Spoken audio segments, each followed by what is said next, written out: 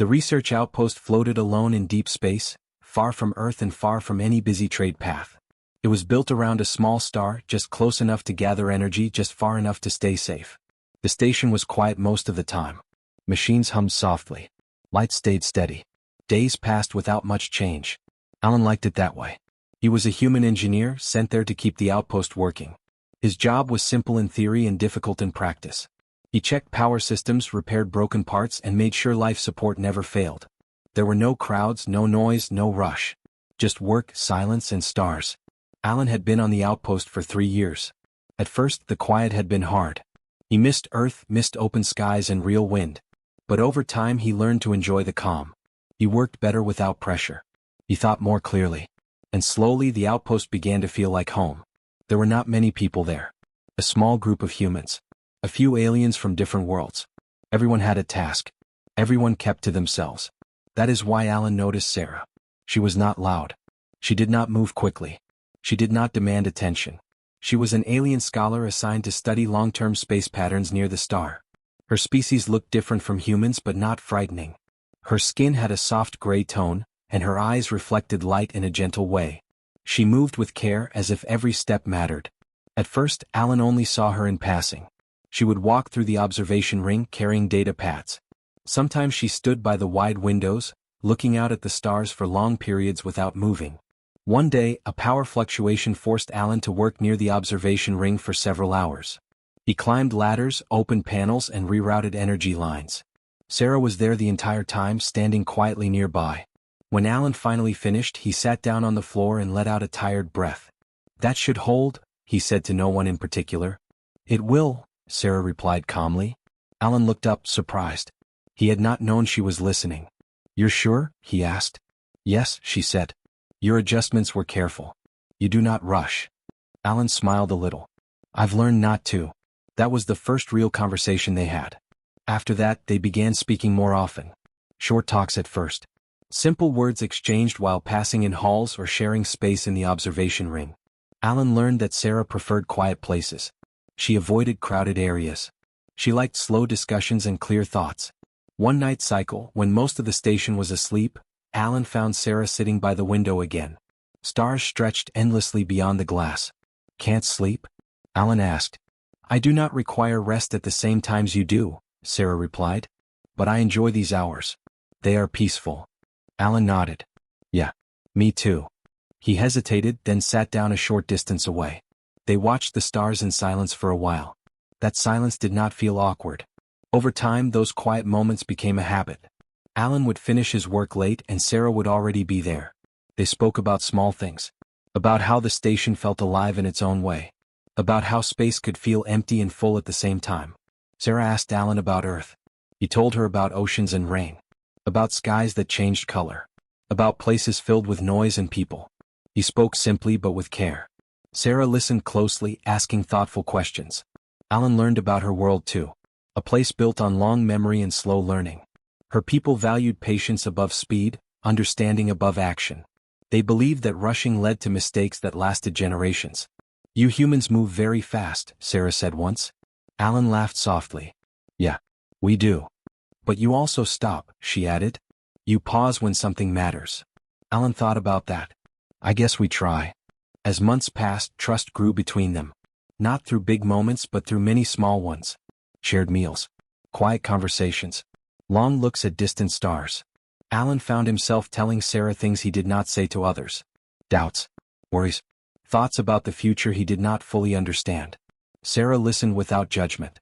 She never rushed to give answers. She asked questions instead. "You think deeply," she told him once.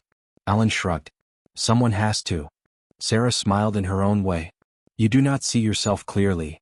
Alan did not know what she meant, but he remembered the words. Sometimes Sarah spoke of legacy. Of knowledge passed forward. Of duties that lasted longer than one life. Alan listened but did not think much of it. To him, those ideas felt distant. He was an engineer, not a leader. "I just fix things," he said once. Sarah looked at him for a long moment. "Fixing is never just fixing," she replied. Alan did not understand then. The days continued. The outpost remained quiet. The star outside burned steadily. Alan and Sarah kept talking, kept sharing silence and words in equal measure. Alan never imagined that these moments, so simple and calm, were shaping something far larger than he could see. He never imagined that this friendship, built in quiet space, would change his life forever. Time changed quietly on the outpost. There were no seasons, no sunrise or sunset, only work cycles and rest cycles. Yet Alan felt the passing of time through small changes. New data panels were added. Old systems were replaced. The star outside the station burned on, steady and silent. And Sarah changed too. At first it was subtle. She began asking Alan to stay longer after their usual talks. She brought old data files instead of new research. She asked him to help access sealed systems that were not part of his normal duties. "These are not broken," Alan said one evening, standing in front of a dark console. "No," Sarah replied. "But they must be understood." Alan hesitated. "I'm not trained for this kind of work." "You are capable," Sarah said calmly. She always spoke that way. Not as praise. As fact. The systems she showed him were unlike anything Alan had worked on before. They were old, far older than the station itself. The design was strange, layered with meaning as much as function. Some controls responded not only to touch but to timing and pattern. Alan struggled at first. He made mistakes. He asked many questions. Sarah never showed frustration. She explained slowly, sometimes repeating herself, sometimes letting silence do the teaching. When Alan rushed, the systems failed to respond. When he slowed down, they opened. "You see," Sarah said. "They require attention, not force." Alan nodded, beginning to understand. These systems were not just machines. They were records, memories, safeguards. Along with the systems came the records. Ancient archives filled with symbols, images, and stories. Sarah translated what she could, guiding Alan through ideas his mind had never touched before. The records spoke of responsibility passed from one guardian to another. Of worlds protected not by armies but by care. Of decisions made with the future in mind, not the present. "Why are you showing me this?" Alan asked one night. Sarah looked at him for a long moment. "Because the future does not wait," she said. That was all. She began speaking more often about responsibility. Not as a burden but as a choice. She spoke of how power without care destroyed itself. How knowledge without kindness became dangerous. Alan listened, confused but interested. "I'm just an engineer," he said again. Sarah smiled softly. "You still believe that?" Alan noticed other changes too. Sarah seemed more tired. She paused more often during walks. Sometimes her focus drifted as if listening to something far away. "Are you all right?" Alan asked once. "Yes," she replied. "I am simply nearing a limit." Alan did not press. He trusted her to speak when ready. One night cycle, she asked him to record a sequence alone. She watched as he worked, saying nothing. When he finished, the system accepted his input fully. A soft light spread across the panel. Sarah closed her eyes. "You learn well," she said quietly. Something in her voice made Alan uneasy. Days later, Sarah did not come to the observation ring. Alan waited. Then waited longer. Concern settled in his chest. He checked station logs and learned she had returned to her private chamber early in the cycle. That was unusual. He went to find her. The door did not respond to his signal. He contacted station support. Medical staff arrived quickly. Alan stood back as they entered. Time seemed to slow. Sarah was lying still. Her breathing was shallow. The medical team worked in silence, scanning, adjusting, trying everything their training allowed. Alan watched, frozen. After a long moment, the lead medic turned to him and shook their head. "She has passed," they said softly. The words did not feel real. Alan felt numb. He stood there long after others left. The room felt empty in a way space itself never had. Sarah was gone. The days that followed blurred together. Alan returned to his work, but his focus was broken. He fixed systems without care. He avoided the observation ring. Silence felt heavy now. He replayed their conversations again and again. The lessons.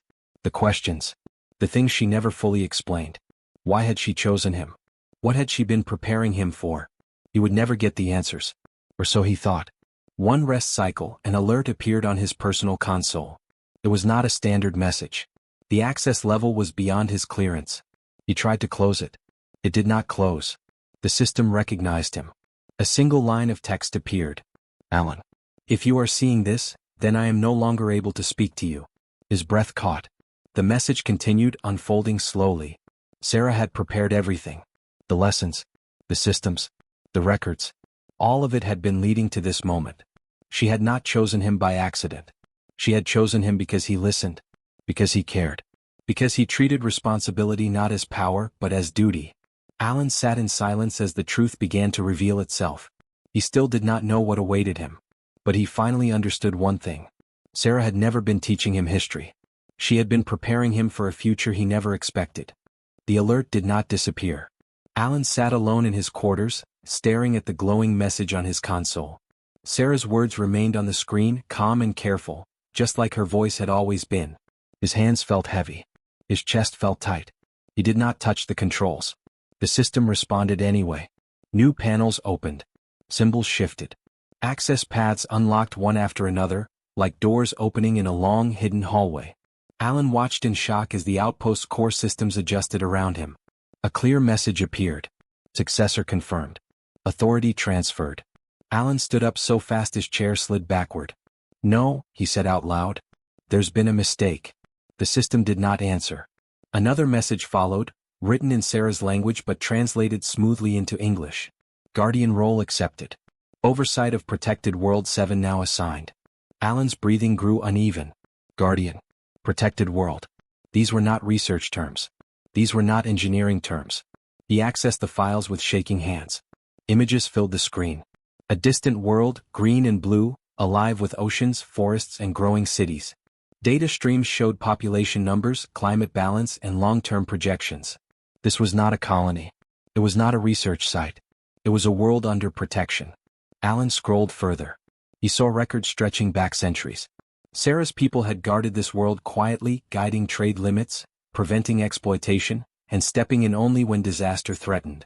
They never ruled. They watched. They protected. And now the systems listed one name.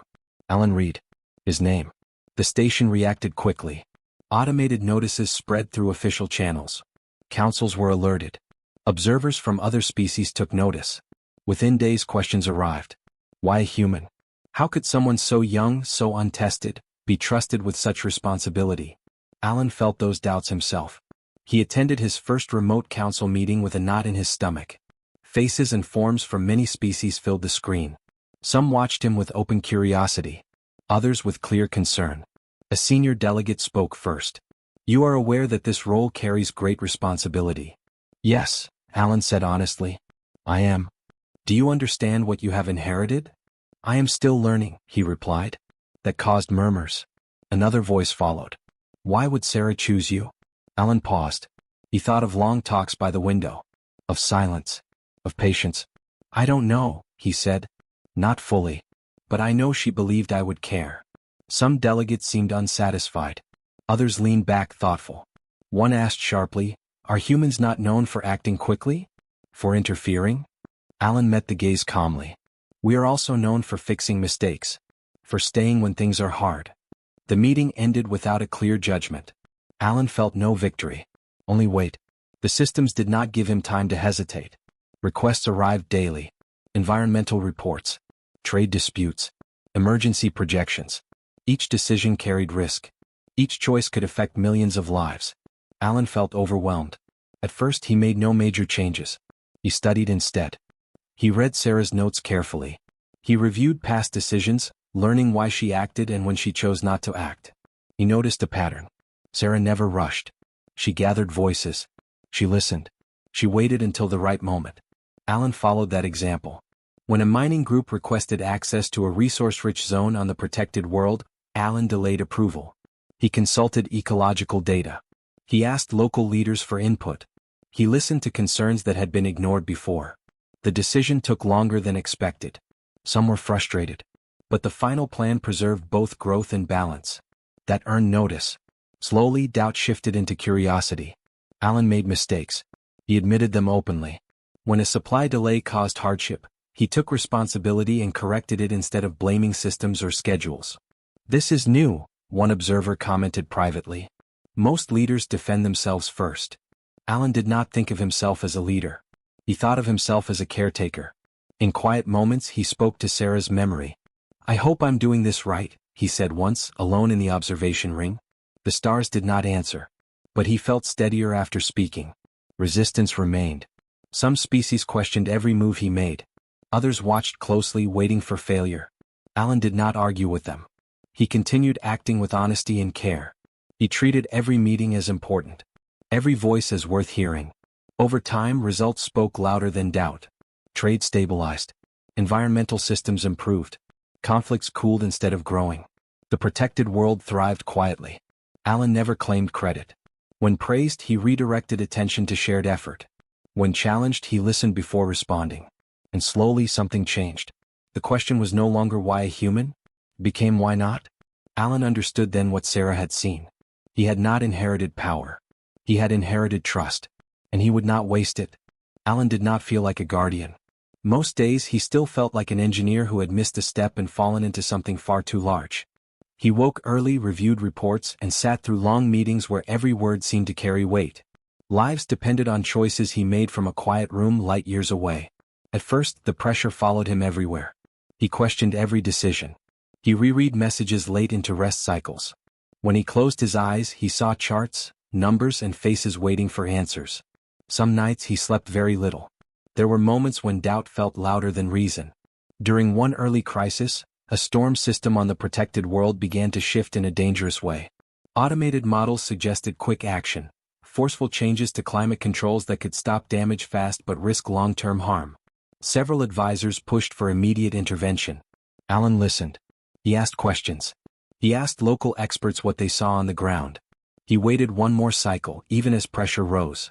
It was a hard choice. In the end, he chose a slower method. It reduced damage without breaking natural systems. The crisis passed. Not everyone agreed with his choice, but the world remained stable. Alan exhaled for the first time in days.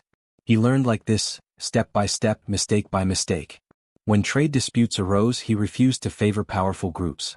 When smaller communities raised concerns, he gave them the same attention as large ones. Some leaders were surprised when he asked them to wait while others spoke. "This will take time," he said simply. Time he believed was part of respect. More than once, Alan remembered Sarah's quiet voice. They require attention, not force. He applied that lesson to everything. He began to travel more, visiting shared stations and neutral zones. He met beings who had never expected to speak directly to a guardian.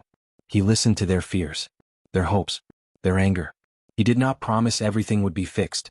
He promised to listen. That alone changed how people spoke to him. Slowly, doubt softened. Observers who once watched him closely now asked for his opinion. Councils that questioned his right to lead began inviting him to mediate disputes. They noticed he did not arrive with demands, only with questions. Alan never raised his voice. He never pretended to know more than he did. When he was wrong, he said so. This confused many. On some worlds, leaders were expected to appear perfect. Alan did not. He appeared honest. That honesty built something stronger than fear. Trust. One day, while reviewing long-term projections, Alan realized something that stopped him cold. He was no longer reacting. He was planning. He was thinking in decades, not cycles. He was weighing future generations instead of immediate gain. The way Sarah had taught him.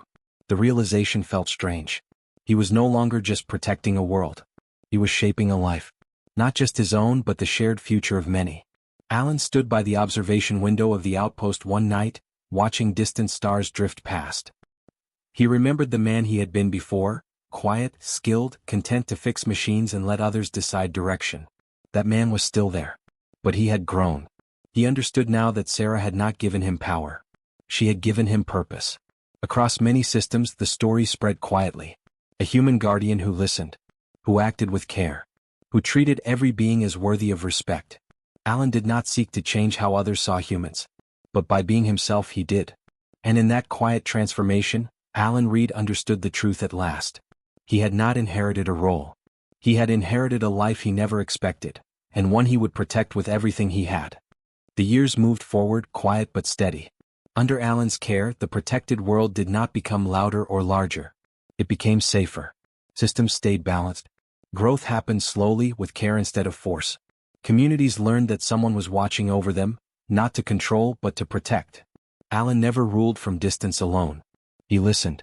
He made time for voices that were often ignored. Farmers, teachers, station workers, healers. He learned how daily life truly felt on the world he guarded. He adjusted policies not to look strong but to help people live without fear. That approach surprised many. Sarah's people watched closely at first. They had trusted her for generations. When she was gone, grief ran deep. Doubt followed close behind. A human guardian felt wrong to some of them. Too fast. Too emotional. Too different. Alan knew this. He did not try to replace Sarah. He honored her. He kept her records intact. He followed her guiding rules. He spoke of her often, not as a symbol but as a teacher and friend. He invited her people to advise him and treated their words with respect. Slowly their fear eased. They saw that Alan waited before acting. That he protected balance even when it cost him support. That he cared for the future more than praise. Over time, Sarah's people felt something they had not expected. Hope. Not hope that everything would be perfect, but hope that they were safe. That someone stood watch with honest intent. One elder spoke during a joint meeting, their voice steady. "He does not guard as we did," they said. "But he guards well." That was enough. Alan often thought of Sarah in quiet moments. When he walked the halls of the outpost at night. When he stared at long-term charts and felt the weight of years ahead. When a hard decision sat heavy on his chest. He remembered her patience. He remembered her silence. Most of all, he remembered her trust. She had seen something in him before he ever did. That memory guided him when doubt returned.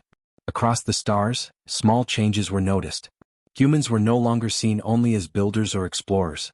They were seen as caretakers. As those who stayed when others left. As beings willing to protect without claiming ownership. Other species began requesting human mediators. Human advisors. Human support teams. Not because humans were the strongest, but because they listened. Alan never took credit for this shift. When asked why humans were changing how the galaxy worked, he answered simply, "We've always been like this. We just didn't have the chance before." The protected world flourished quietly. Children grew without fear of sudden loss. Cities planned for decades instead of years. Nature and progress learned to exist together. The balance held. Alan aged slowly and naturally. His hair grayed. His steps softened. But his purpose remained clear. He trained others to help him, humans and non-humans alike. He made sure no role depended on one life alone. That was another lesson from Sarah. Legacy was not about power. It was about preparation. One evening, long after the outpost had grown and changed, Alan stood once more at the observation window. Stars filled the dark, endless and calm. "I'm still doing my best," he said quietly. He felt no answer. But he did not need one. The galaxy moved on, shaped by countless small choices. Among them was one simple act long ago, a friendship formed in silence, trust given freely. That trust had echoed across the stars. And it would continue to do so long after Alan was gone.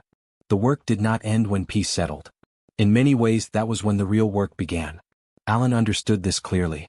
Stability was fragile. It required care every day, not only during crisis. He reminded himself of this whenever things felt calm. Calm was not an ending. It was a responsibility. He spent more time training others. Humans, Sarah's people, and members of other species joined shared programs. Alan believed guardianship should never belong to one voice alone. He encouraged debate. He encouraged questions. "Challenge me," he told them. "That's how we protect the future." Some were uncomfortable at first. They expected command, not discussion. But over time, they learned that Alan's way created stronger decisions.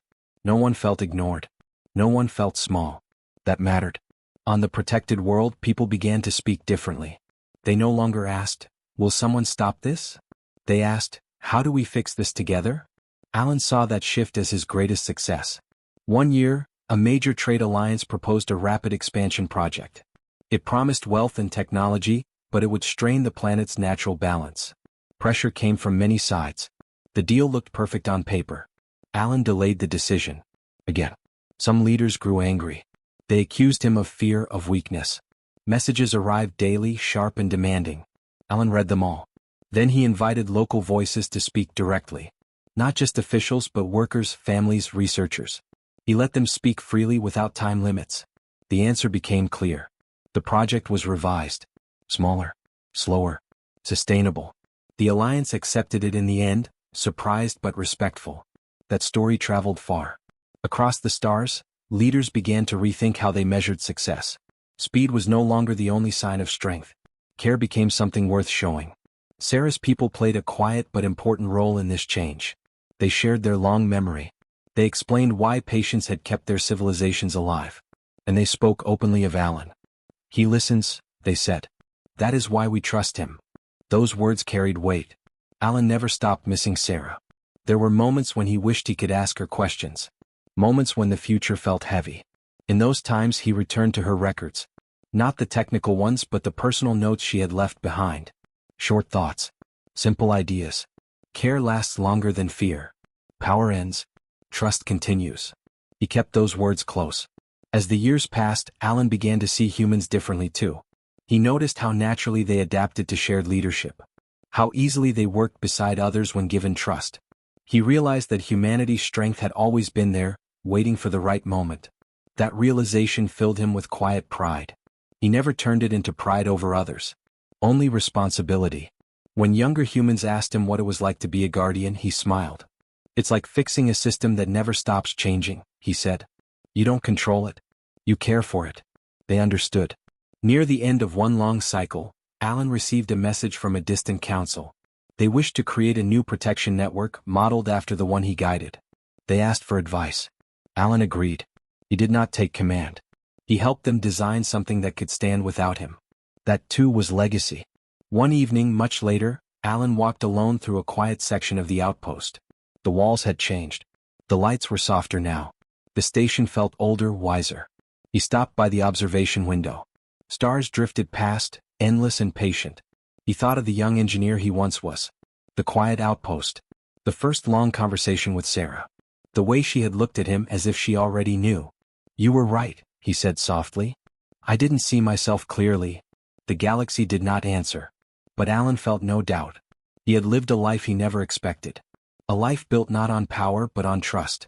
Not on command but on care. And because of that, humanity was no longer just a name among the stars. It was a promise.